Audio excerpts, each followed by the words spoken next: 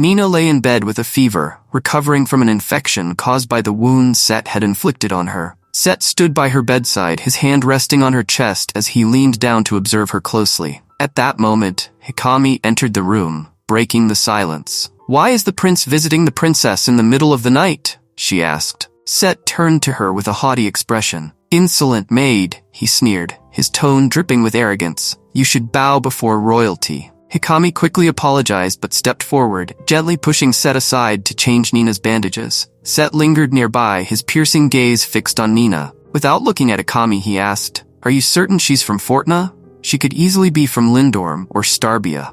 As his eyes remained on Nina's face, he muttered in a quieter voice, "With her eyes closed like that, she looks so fragile." Hikami, carefully wrapping fresh bandages, answered without hesitation. Nina was born in Starry Village and raised in strict isolation. She wasn't allowed to see the outside world because she serves as a messenger of the Star God, a deity Fortuna believes governs fate. Set said nothing, but his expression darkened, as though her words stirred something within him. Days passed, and Nina began to show signs of recovery. Though her body remained weak, her frustration bubbled to the surface. One afternoon, she furiously punched a pillow, muttering Set's name under her breath. Hikami, who was nearby, couldn't help but laugh. "If Set could see you now," she teased, "he'd never call you fragile again." Hikami then warned Nina not to push herself too hard, reminding her that she was still in recovery. She also informed her that Set wouldn't be around for a while. He had left to punish the princesses who had fled back to their countries, neglecting their duties. Later, Anne sat with Nina and shared stories about the harsh fates of other princesses who had tried to marry Set. Some, she explained, had been left mentally scarred, while one had even died after attempting to attack him. Her voice grew heavy as she cautioned Nina to be careful. Nina met Anne's worried gaze with a calm smile. "Don't worry about me," she said reassuringly. "I'm tougher than I look." During their conversation, the sound of a young girl screaming interrupted them. Nina noticed the girl being harassed by the captain of the guard. While the onlookers remained frozen, too intimidated by the captain's noble status to intervene, Nina decided to act. Pretending that her wound had reopened, she called out to the young girl for help. The unexpected move shocked the crowd long enough for her to escape with the girl. Later, Hikami scolded Nina for her impulsiveness, warning that her actions could anger Set and cost her her life. Nina replied confidently, pointing out that Set seemed to follow a set of rules. "If he truly wanted to kill me, he would have done so by now," she reasoned. She added that, despite her provocations, he had only killed the princess who attacked him. Inspired by her own resolve, Nina asked Hikami to teach her self-defense. Not long after, Nina and Anne exchanged clothes. Disguised as a maid, Nina encountered the captain of the guard. Mistaking her for a new servant, he approached her with intimidating intentions. However, upon noticing her striking blue eyes, he froze, mistaking her for Princess Alicia. Nina let out a scream, pretending she was being attacked, and revealed the marks the captain had left on her. In a firm voice, she reminded him that touching anyone close to Set was an unforgivable crime. Embarrassed and frightened, the captain released her, muttering that she was merely the princess of Fortuna, a trivial kingdom. Nina, her expression unwavering, asked him, "Since when does a mere captain outrank a princess?" Enraged, the captain lunges at Nina, but using Hikami's advice, she knocks him unconscious with a single, precise blow. Turning to the stunned soldiers, she orders them to escort the captain to the dungeon. They hesitate, however, unsure of what to say to Set upon his return. Sensing an opportunity, Nina steps forward and suggests they report everything to the prince, knowing that this incident will likely force Set to speak to her directly. The soldiers and servants exchange glances, their initial surprise giving way to admiration. Perhaps Nina isn't like the other princesses after all. Though they have always served her with care, they now begin to see her strength and determination, which fills them with hope. All around her, they begin to appreciate the kind of leader she could become, someone who commands respect and compassion in equal measure. When Set returns to the castle, the change in atmosphere is palpable. One of his advisors approaches him discreetly and whispers the details of the incident in his ear. Set's expression darkens as he speeds through the halls to confront Nina. Without preamble, he asks, "What is your excuse for using my name and imprisoning someone without my permission? Do you think you are now the ruler of this castle?" Nina meets his anger with unwavering resolve. "I acted because it was necessary," she replies firmly. "The captain was a threat, and everyone here suffered because you allowed him to act as he pleased." Set's irritation flares. In one swift movement, he pulls out a dagger and places it at her throat.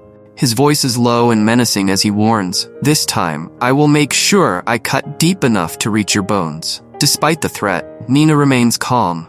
Slowly, she pulls the dagger away, her gaze firm. "You will not," she says quietly. "I have no intention of harming you, and I think you know that." Before Set can respond, his bird, Nina, enters the room, breaking the tension. Set pulls back the dagger and smiles. "If you are so sure, then prove yourself," he says. "Take responsibility for Nina. You will be in charge of her from now on. Of course, you can refuse if you wish." Nina recognizes this as another challenge and accepts without hesitation. Later, Nina finds herself cleaning up after Nina, grumbling under her breath about how dumb Set is. To her surprise, the bird retorts, calling her a fool in return. Their fight grows louder until Set emerges from his room, visibly upset. "Both of you shut up," he snaps. "And you, Nina, are the loud one." Nina glares at him, exasperated.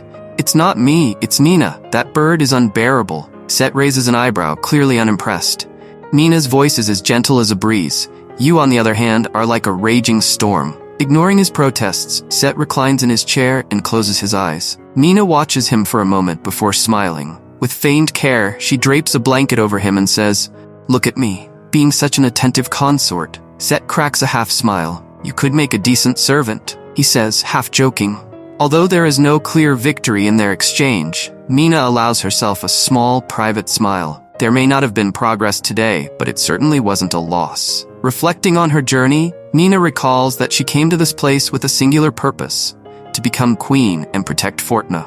She wonders if her actions might eventually shift Set's perspective, especially given his history of using consorts as mere pretexts to invade their homelands. Interrupting her thoughts, Set abruptly remarks that her gaze irritates him and orders her to leave. Nina complies without argument, but pointedly reminds him that she'll return since she's responsible for his bird. Just as she reaches the door, Set tells her to prepare for their journey to Galgada's capital, where they will soon depart. Nina shares the news with the servants, who are left stunned. They call it an extraordinary opportunity, noting that no one has ever been invited to the capital before. Some suggest that this could indicate Set is finally showing interest in her. Yet, Nina feels a lingering uncertainty, sensing that Set doesn't genuinely like her. Overhearing the conversation, Himiko speculates that the invitation might be tied to the upcoming spring wedding, a chance for the family to meet her after hearing so much about her. Anne chimes in, remarking that Nina's actions even resulted in the captain's replacement. Himiko teases that this might be her moment to win the family over if she truly hopes to marry Set. Determined, Nina resolves to make a good impression on his relatives, knowing it is crucial to safeguard Fortuna's future. Curious, Nina begins to inquire about Set's family. The servants tell her about the King of Galgada, an imposing and highly respected ruler known for his strict leadership, which reminds Nina of her great-grandfather. She also learns that while Set has 2 older brothers, he is the designated heir to the throne, a situation she likens to Muhulam's. However, when she seeks more details from the advisors, they refuse to share any further information about him. Frustrated but undeterred, Nina decides to approach Set indirectly. She addresses Nina, hoping to provoke a reaction, and her strategy works.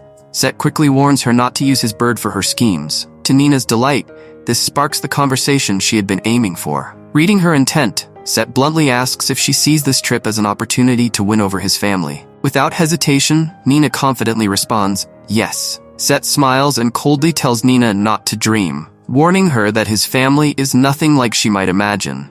Unfazed, Nina replies that it does not concern her. She compares his family to her own unusual upbringing, shaped by her eccentric father and formidable great-grandfather. Excited at the thought of meeting them, she adds that she wants to get to know Set better. As his future wife, she says it is only natural that she would try to get closer to him. Set narrows his eyes and bids her come closer. When she complies, he points out in a scathing tone that despite being a princess, she was raised as a priestess, sent away as part of a political strategy, a virtual hostage destined for marriage. Rejected by her future husband, she did not complain or hold a grudge. Instead, she obediently assumes her responsibilities for her country. Nina pauses, wondering if Set himself harbors disdain for the manipulations of royalty. With steadfast determination, she tells him that her path was her choice. Set studies her for a moment, recognizing the bravery and purity that stem from her upbringing as a priestess. These very qualities, her unwavering determination and steadfastness are the traits he finds most despicable. Yet, at the same time, they intrigue him. Without warning, Set leans in and kisses her. As she pulls away, his lips curl into a smirk. "Do you feel more mature now?" he sneers. Furious, Mina flips over the nearest table, her face red with indignation. "You are an idiot, foolish, childish, and completely ignorant about love," she screams, her voice echoing through the room. "If anything, it is you who lacks maturity." As she storms out, Mina's anger fades into regret. She scolds herself for ruining the moment, confused by how deeply his actions unsettled her. Instead of sadness or frustration, she is overcome by a deep gloom that leaves her on the verge of tears. The journey to the capital of Golgotha takes 10 days, and Mina's heavy heart reflects the gray sky. Though Anne notices her subdued mood, Mina tries to cover it up with smiles. On the morning of their departure, Himiko informs them of a necessary detour due to a landslide on the usual route. Despite her confusion, Mina is relieved at the thought of traveling alone in the carriage. As they set off, her uneasiness deepens, her thoughts a restless tangle of doubt and longing. As the journey progresses, it begins to pour with rain, unsettling Mina, who flutters nervously. Mina tries to calm the bird, while her own concern grows for Hikami and Anne, who are traveling separately. But then disaster strikes. The carriage skids on the rain-soaked road and plunges off a cliff. When Mina regains consciousness, she finds herself at the bottom, shaken and bruised, but alive. Panting, she murmurs, "How lucky,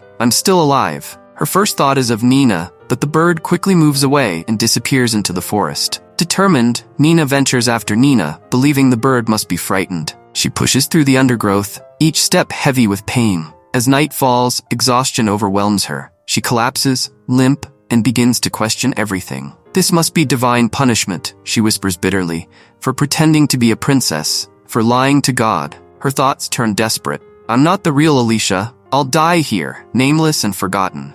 She longs for her home, Fortuna, the life she left behind. Just as her consciousness fades, golden eyes pierce the darkness. A tiger emerges, its gaze fixed on her. The beast leaps, and all Nina can do is scream, "Azu!" If you've reached this point in the video, don't forget to leave the word Exquisito in the comments. Thank you very much, and see you in the next video.